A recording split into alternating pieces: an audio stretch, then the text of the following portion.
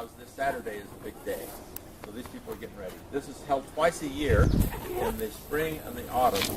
Spring and autumn, by the way, is the word for annual.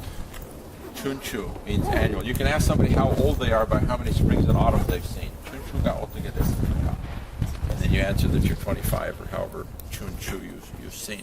So spring and autumn means a year, and they have annual ceremonies, meaning spring and autumn ceremonies here all the time. Now, when we went to the Chongmyo, she told you that the Chongmyo was seen as the only place where the ceremonies, Confucian ceremonies, have been going on continuously, because in China, during the Cultural Revolution, they destroyed it all, right? That's really interesting that she would say that, because what she should be talking about is this, not that. The ceremonies over there, I think, did discontinue for a time, but they have not discontinued here. She said that. When the Japanese invaded in 1925, she said they shut it down. Over there. But then she said, but this is the only place that continually happened. Yeah. So she was incongruous. Yeah. They've closed it down over there, but they were able to continue doing it here. My advisor at BYU, when I was a Haksang like you, was Spencer Palmer, and he wrote a book on this place and on the ceremonies here at this place. And the ceremony here has a special name. Everything has a special name. The ceremony here is the Sokjanje. It's not the Sungyungguan ceremony, it's not the Taesangjan ceremony, it has another name, that's the Sokjanje. The Sokjanje is the ceremony to Confucius and the other people that are in here. I'll tell you about that in a minute. But Spencer Palmer makes the point that the ceremonies were discontinued in Taiwan, they were discontinued on the mainland, they were discontinued in Japan, but they have never been discontinued here. And so it's an argument that Korea is really more Confucian than any other East Asian country. Okay? Now, who is in this building here? Now, when I say who, Koreans talk that way about them being there.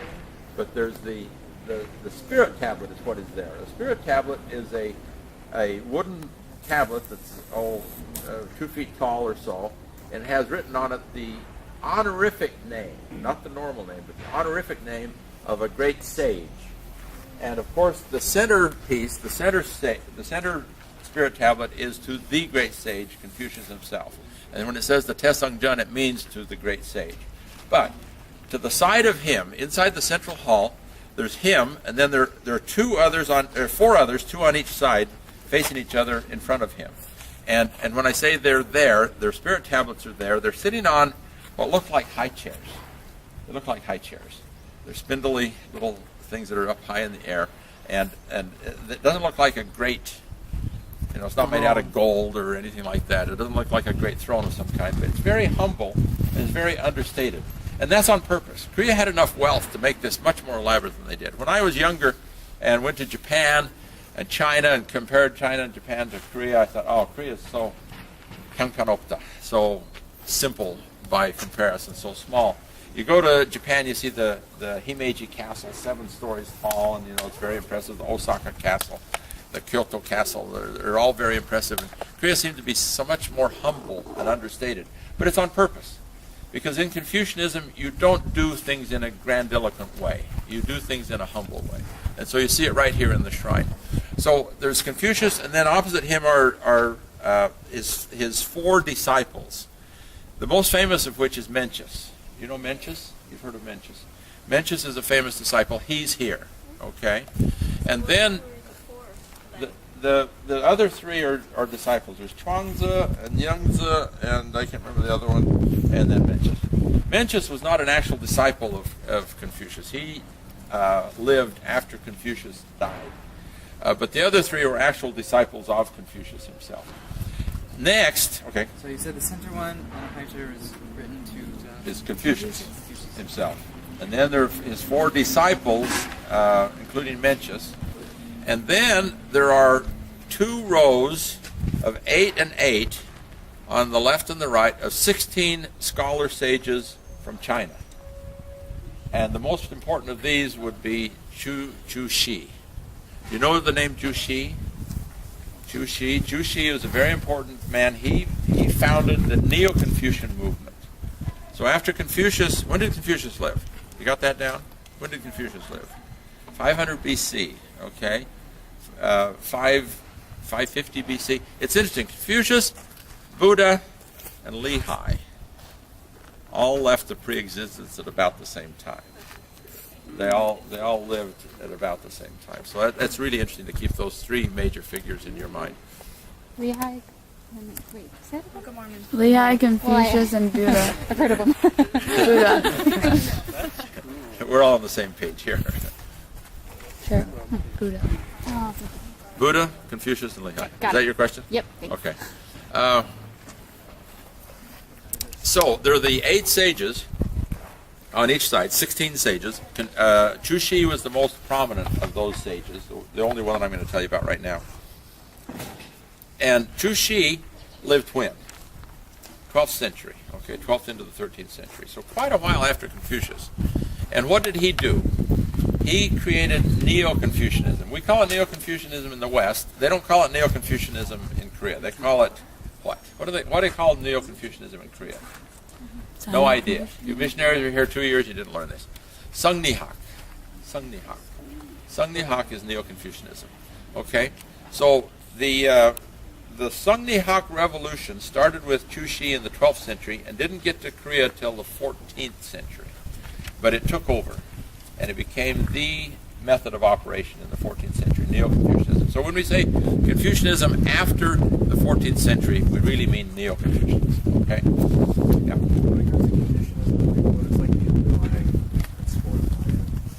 Okay, we can talk about that a little while right now. We can. I was going to talk about it in more detail later on, but just briefly, let's say the core concept of Confucianism is relationships. Okay, and in that regard, people say Confucianism should not be considered a religion because there's no God and there's no afterlife that they know about.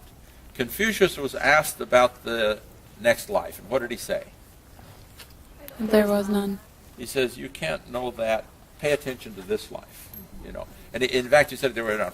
When you don't understand all about this life, why worry about talking about the next life? Okay, so tend to business. You know, it's a very practical kind of philosophy. Okay, so it's this life, and it's relationships. Okay, they talk about the Samgang O-ryun. Samgang are the 3 bonds.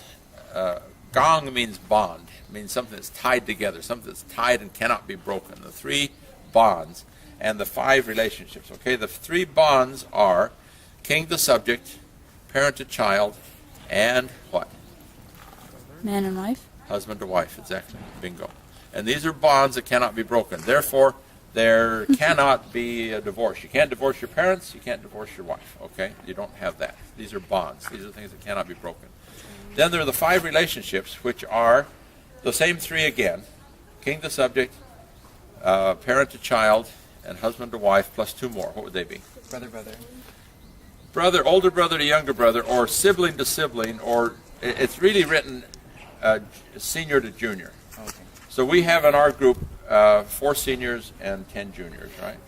And the 10 juniors should show respect to the 4 seniors. Is that right?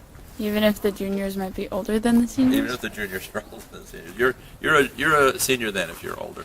But you're not. I'm not, but Cheryl is. But Cheryl is. Okay. This pollen is just killing me. Sorry.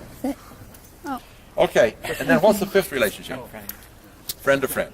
Okay, so one way to look at these relationships is to look at them as vertical or horizontal. They're all vertical, except for the last one, that's horizontal. That is to say, king to subject, vertical, right? Parent to child, vertical, right? Husband to wife, these guys should haven't be. heard of Spencer W. Kimball. They don't know equally yoked. They think of it as a vertical relationship, okay?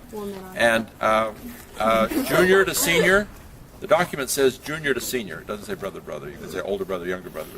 It says Chang Yu, elder and younger. And then Peng Yu, friend, is parallel.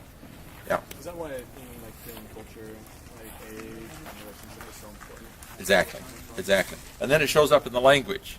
And you always ask someone what their age is, so you know what kind of language to use on them, right?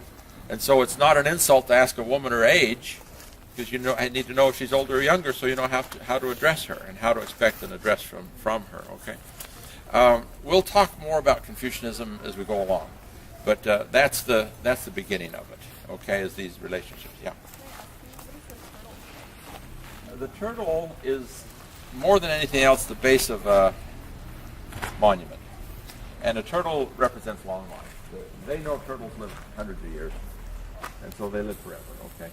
And the turtle will always have a monument on the back, and anything that's worth its salt will have a monument explaining how it came to be built. And as we go along, we'll see monuments like this all over. In fact, there was another one out there across the road over there. I don't know if you noticed. There's a monument across over there where we were waiting over there. And so anything that's worth anything will be monumentalized in one way, okay? Okay, so let's go back inside here then. So there's the 8 and 8 Chinese sages, and then there are the 9 and 9 Confucian sages. So Korea recognizes the 16 sages who were canonized in China, and then they have canonized on their own another 18. Now, who are these people that they have canonized? More scholars? Scholars. They're all scholars. By definition, the Confucian... I know one of them. You do. Get out my $5 bill. Get out your $5 bill. Tell me...